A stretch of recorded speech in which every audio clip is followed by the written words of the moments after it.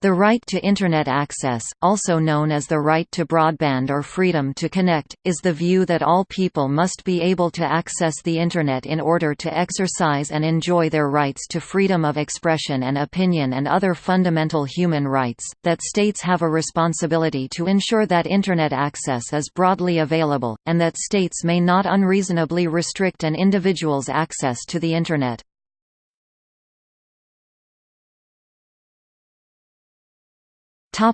History.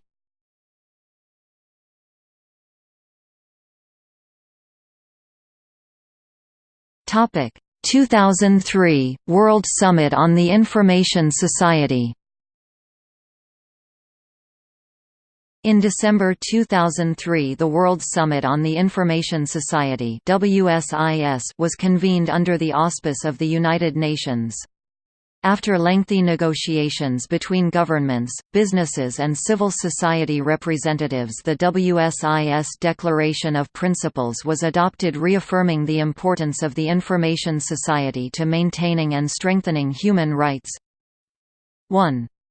We, the representatives of the peoples of the world, assembled in Geneva from 10 to 12 December 2003 for the first phase of the World Summit on the Information Society, declare our common desire and commitment to build a people-centered, inclusive and development-oriented information society, where everyone can create, access, utilize and share information and knowledge, enabling individuals, communities and peoples to achieve their full potential in promoting their sustainable development and improving their quality of life, premised on the purposes and principles of the Charter of the United Nations and respecting fully and upholding the Universal Declaration of Human Rights. 3. We reaffirm the universality, indivisibility, interdependence and interrelation of all human rights and fundamental freedoms, including the right to development, as enshrined in the Vienna Declaration. We also reaffirm that democracy, sustainable development, and respect for human rights and fundamental freedoms as well as good governance at all levels are interdependent and mutually reinforcing. We further resolve to strengthen the rule of law in international as in national affairs. The WSIS Declaration of Principles makes specific reference to the importance of the right to freedom of expression in the information society, in stating, 4. We reaffirm, as an essential foundation of the information society, and as outlined in Article 19 of the Universal Declaration of Human Rights, that everyone has the right to freedom of opinion and expression, that this right includes freedom to hold opinions without interference and to seek, receive and impart information and ideas through any media and regardless of frontiers. Communication is a fundamental social process, a basic human need and the foundation of all social organization. It is central to the information society. Everyone, everywhere should have the opportunity to participate and no one should be excluded from the benefits the information society offers.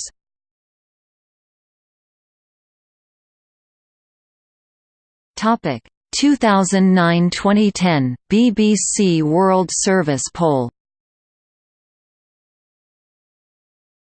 A poll of 27,973 adults in 26 countries, including 14,306 Internet users, conducted for the BBC World Service between 30 November 2009 and 7 February 2010 found that almost 4 in 5 Internet users and non-users around the world felt that access to the Internet was a fundamental right.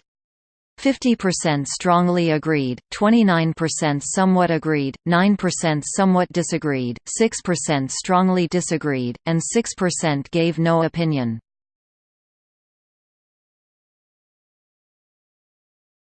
Topic: 2011 UN Special Rapporteur report.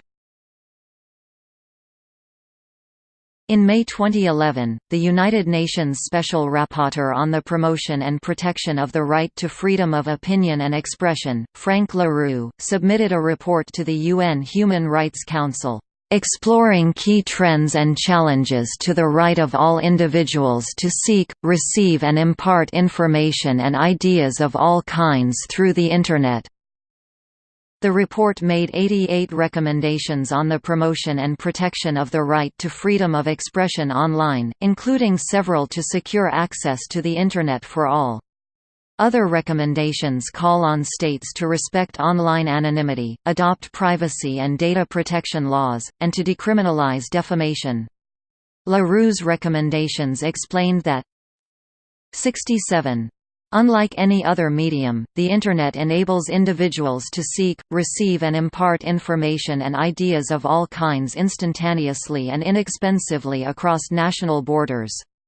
By vastly expanding the capacity of individuals to enjoy their right to freedom of opinion and expression, which is an enabler of other human rights, the Internet boosts economic, social and political development, and contributes to the progress of humankind as a whole.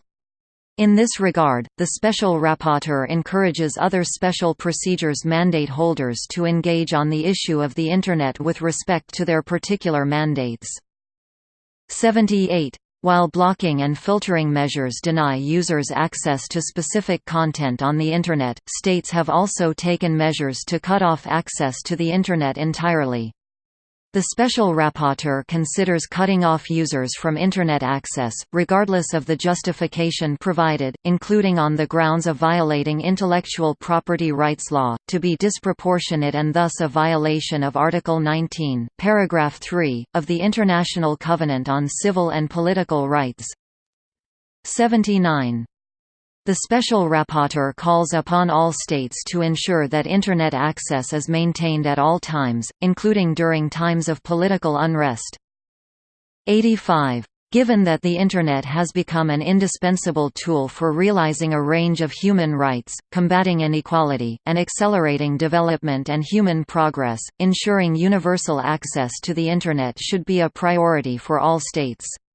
Each state should thus develop a concrete and effective policy, in consultation with individuals from all sections of society, including the private sector and relevant government ministries, to make the Internet widely available, accessible and affordable to all segments of population. Media coverage of the report suggested that LaRue had declared Internet access itself a human right by emphasizing that the Internet has become a key means by which individuals can exercise their right to freedom and expression. In his report, LaRue stressed that there should be as little restriction as possible to the flow of information via the Internet, except in a few, very exceptional, and limited circumstances prescribed by international human rights law. LaRue also emphasized that any restriction must be clearly provided by law, and proven to be necessary and the least intrusive means available for the purpose of protecting the rights of others.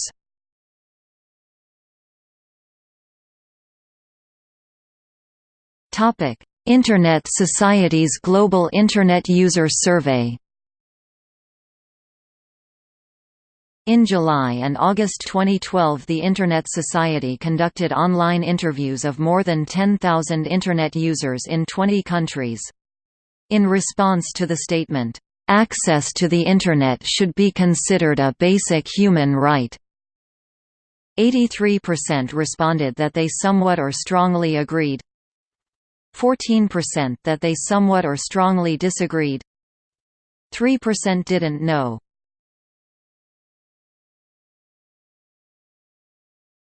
Topic: 2016 UN resolution.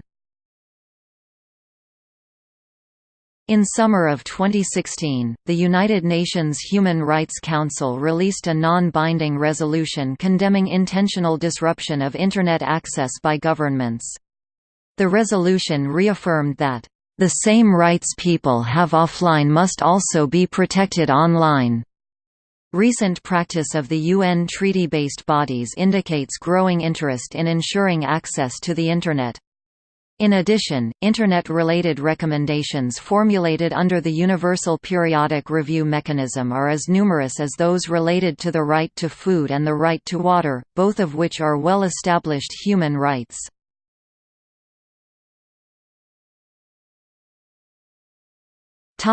Ensuring that access is broadly available and preventing unreasonable restrictions.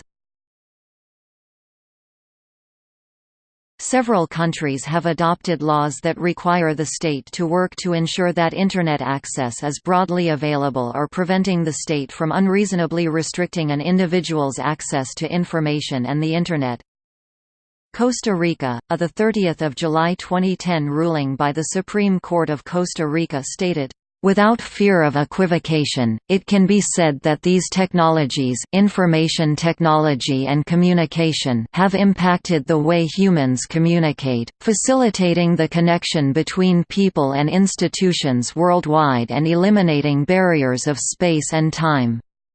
At this time, access to these technologies becomes a basic tool to facilitate the exercise of fundamental rights and democratic participation e-democracy and citizen control, education, freedom of thought and expression, access to information and public services online, the right to communicate with government electronically and administrative transparency, among others."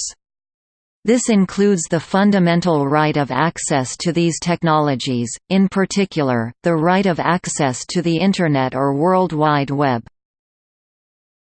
Estonia, in 2000, the parliament launched a massive program to expand access to the countryside. The Internet, the government argues, is essential for life in the 21st century.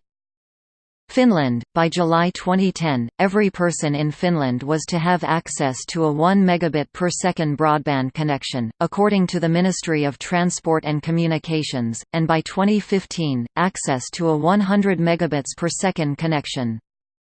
France, in June 2009, the Constitutional Council, France's highest court, declared access to the Internet to be a basic human right in a strongly worded decision that struck down portions of the HADOPI law, a law that would have tracked abusers and without judicial review automatically cut off network access to those who continued to download illicit material after 2 warnings. Greece, Article 5A of the Constitution of Greece states that all persons have a right to participate in the information society and that the state has an obligation to facilitate the production, exchange, diffusion, and access to electronically transmitted information. Spain, starting in 2011, Telefónica, the former state monopoly that holds the country's universal service contract, has to guarantee to offer reasonably priced broadband of at least 1 megabit per second throughout Spain.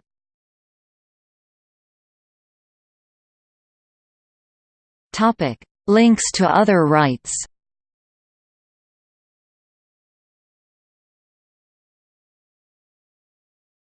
Topic: Right to freedom of speech.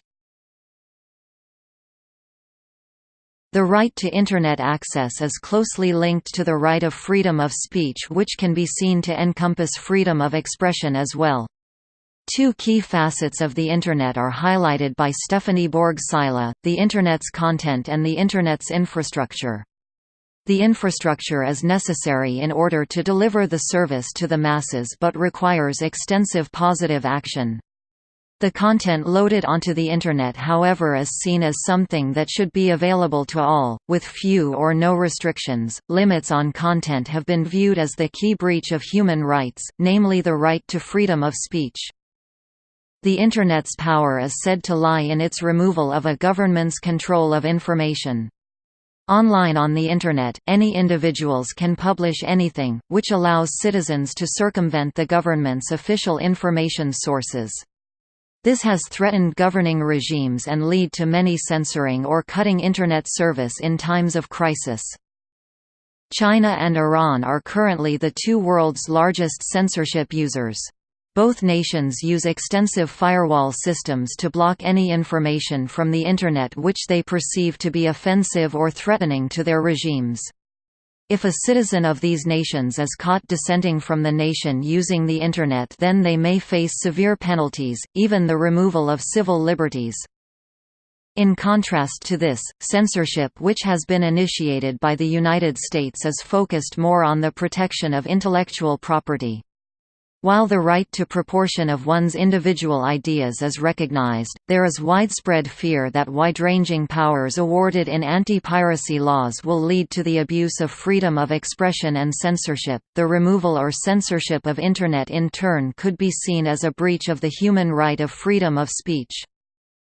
One such particular incident was in Egypt, where the government of Hosni Mubarak shut down the Internet a number of times during the 2011 uprising in an attempt to suppress the protests, which happened during the Arab Spring. Even though services were only cut off for a few days, this stifled Egyptians' ability to access basic services, such as ambulances, which has been blamed by some for escalating the death toll of protesters. In response to this, Google and Twitter developed a voicemail service for Egyptians to leave messages which in turn were posted onto Twitter. In the report to the OSCE on Internet access as a fundamental human right, Professor Yaman Akdenian states that the right to freedom of expression must be universal, including the technology which will enable it. Restrictions on this right and any mediums required to fulfill it should only be permitted if they comply with international norms and are balanced against the public interest. Furthermore, the author noted that new technologies which arise in aiding the freedom of expression will require new approaches. Thus, rules governing the use of non-digital media cannot be assumed to apply to digital media too. Furthermore, it was also noted in the paper presented to the OSCE that extra measures should be taken to ensure vulnerable groups such as children have access to Internet and literacy programs.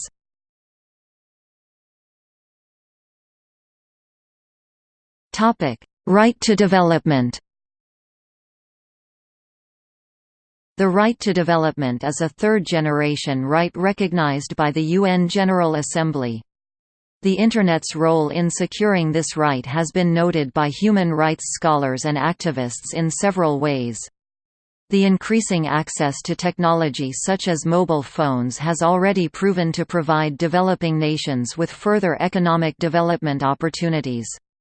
Increasing access to the Internet can, for example, improve low-income individuals' access to financial services such as savings accounts and enable online trading. The UN Special Rapporteur on the Promotion and Protection of the Right to Freedom of Opinion and Expression, Frank LaRue, in his 2011 report to the UN Human Rights Council emphasized that without Internet access, which facilitates economic development and the enjoyment of a range of human rights, marginalized groups and developing states remain trapped in a disadvantaged situation, thereby perpetuating inequality both within and between states. LaRue's report led to arguments that in order to secure Internet access as a human right and to facilitate every nation's economic development, governments should act to ensure universal access, just as governments should act to ensure access to utilities such as water and electricity. The advocacy group A Human Right estimates that 4.6 billion people worldwide currently do not have Internet access and that increasing access to the Internet by just 10% can add 1.28 to 2.5% to the GDP of developing countries.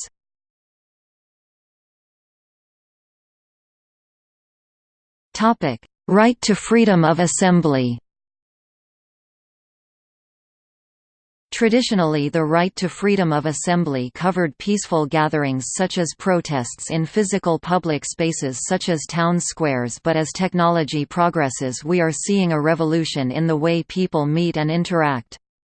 U.S. Secretary of State Hillary Rodham Clinton has stated, "Cyberspace, after all, is the public square of the 21st century." Today we are seeing an increase in the relevance of Internet and the right to freedom of assembly. Even signing an online petition has been known to cause arrests, and the Internet has become a useful tool in the organization of protest movements and demonstrations. It is widely recognized that without the contribution of the Internet and social media networks such as Twitter and Facebook, recent political events such as the Arab Spring could not have occurred, or at least not to the same extent. The role these mediums had were to allow the communication and mass dispatch of protests and other movements. Internet access was also pivotal in the Occupy movement. a collective of journalists involved in the movement stated in regards to access to Internet, CCESS to open communications platforms is critical for the human species' evolution and survival.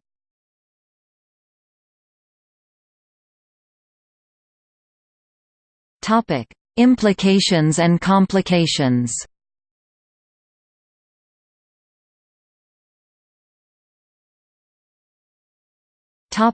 Implementation. Implementing the right to Internet access can be accomplished by requiring that universal service providers provide a mandatory minimum connection capability to all desiring home users in the regions of a country they serve. Much of the Spanish-speaking world has celebrated Internet Day since 2005, including many initiatives of increasing network access. Panama has 214 infoplazas, which are places of free Internet access, from Hoy from Ecuador on May 17, 2011, called Derechos Humanos y Acceso de la Red Central Celebración del Día de Internet.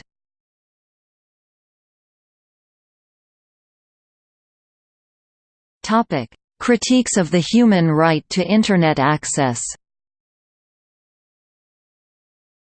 High-profile criticism of the notion that access to the Internet should be considered a human right comes from Vint Cerf, who is often dubbed the «father of the Internet». Cerf claims that Internet access cannot be a right in itself.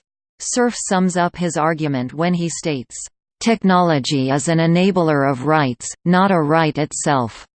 This has been seen as a narrow interpretation by some human rights commentators including Amnesty International. Cerf concedes the Internet plays an important role in civil participation, which leads him to conclude that Internet access should be a civil right, but he does not agree with it being afforded the higher status of a human right. This article has sparked much debate online about the scope of human rights and whether Internet access should be afforded that status. Many have pointed to weaknesses in Cerf's argument. Cerf notes that the positive act of providing Internet access would be too onerous on governments, and in any case governments do not have a duty to provide all their citizens with access to other forms of communication such as telephones. Egyptian human rights activist Sharif El-Said Ali argues that the notion of rights have the ability to change as social contexts change. He claims that one must look at right in the context. Complete denial to the world population of that right would lead to a detriment in the quality of life. El-Said Ali claims without the Internet we would be taking a step back in our development, with news and innovation in crucial sectors such as health and technology would take much longer to spread across the globe. There has also been criticism of Cerf's framing of the Internet as something less important than the right to freedom from torture or freedom of conscience, as it might be better compared to other basic human rights like those found in Article 25 of the UDHR, notably, the right to a standard of living, including food, clothing, housing and medical care and necessary social services.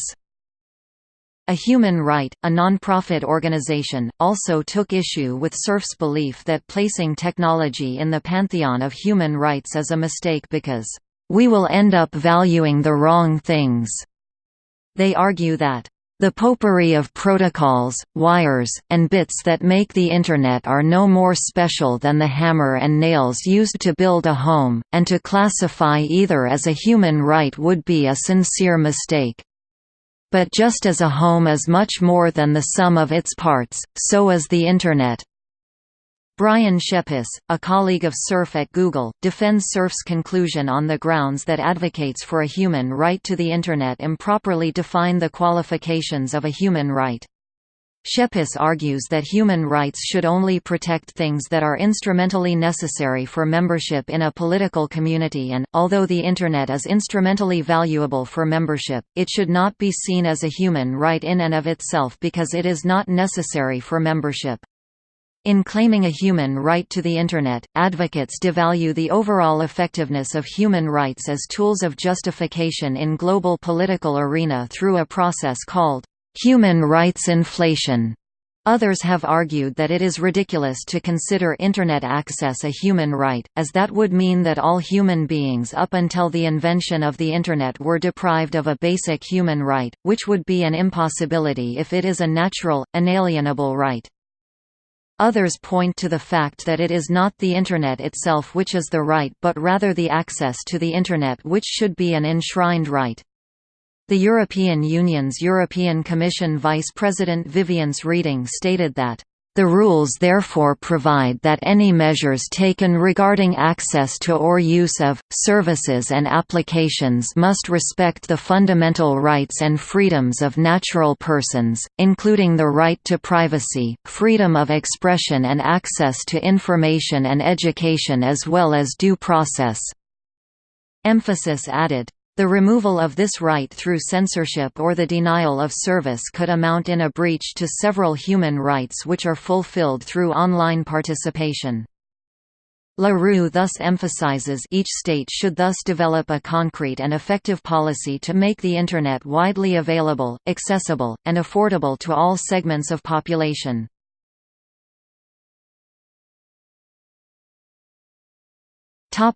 Three strikes. In response to copyright infringement using peer-to-peer software, the creative industries, reliant on copyright, advocate what is known as a «graduated response», which sees consumers disconnected after a number of notification letters warning that they are infringing copyright. The content industry has sought to gain the cooperation of Internet Service Providers (ISPs), asking them to provide subscriber information for IP addresses identified by the content industry as engaged in copyright infringement. The proposal for Internet Service Providers to cut off Internet access to a subscriber who had received 3 warning letters of alleged copyright infringement was initially known as 3 strikes, based on the baseball rule of 3 strikes and you're out. The approach was later termed graduated response. Media attention has focused on attempts to implement such an approach in France, see the HADOPI law, and the UK, see the Digital Economy Act 2010, though the approach, or variations of it, has been implemented in a number of other countries, or attempts are made to do so.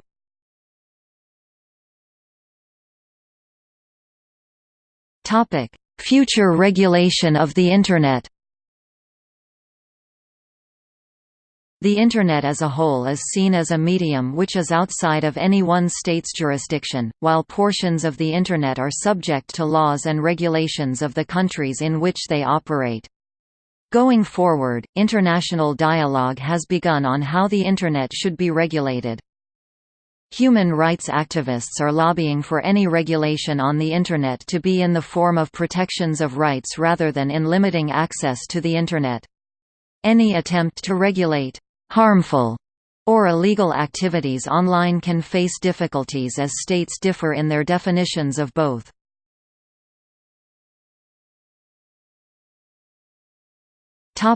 Breadth of insured provision. The type and breadth of access which is ensured by an enshrined right can also widely vary, with governments which have pursued an enshrinement of a right to broadband often setting seemingly adequate minimum targets of speed, number of home connections, type of provision, etc.